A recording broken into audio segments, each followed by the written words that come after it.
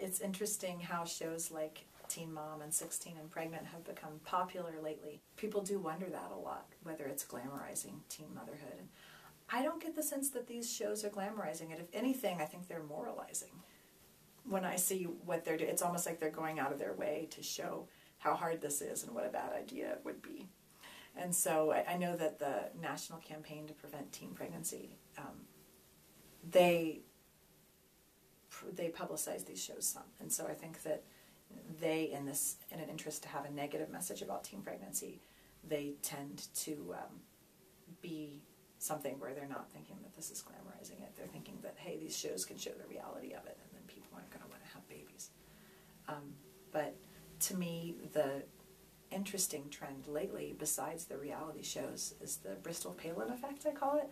I don't know if you remember during the last presidential campaign, but Sarah Palin's daughter, Bristol, they found out she was pregnant, and everyone expected her family to be really ashamed, but they made a reaction that to many people was quite shocking. They said, we're proud of her because she lived by her pro-life ideals and did not abort that baby.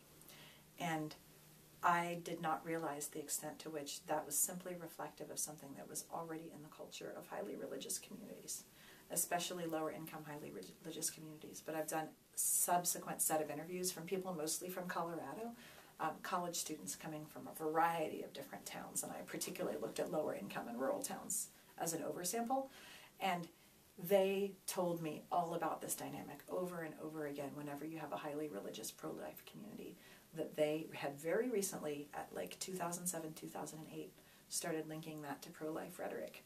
That the phrase I heard over and over again is that having a baby and having an abortion are both sins, but having a baby is a lesser sin. And so it was to the point where some of the older folks would stop teen moms in the street and say, good for you for living up to your ideals. Having grown up in a community like that in the 90s, I can tell you that was not what it was like back then. This is new, and people linked it to the movie Juno.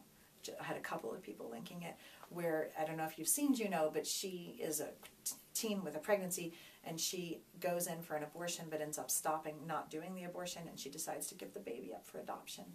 And that apparently started conversations between teens and their parents about what is the moral thing to do here. So it's very interesting to see these two parallel societal trends happening.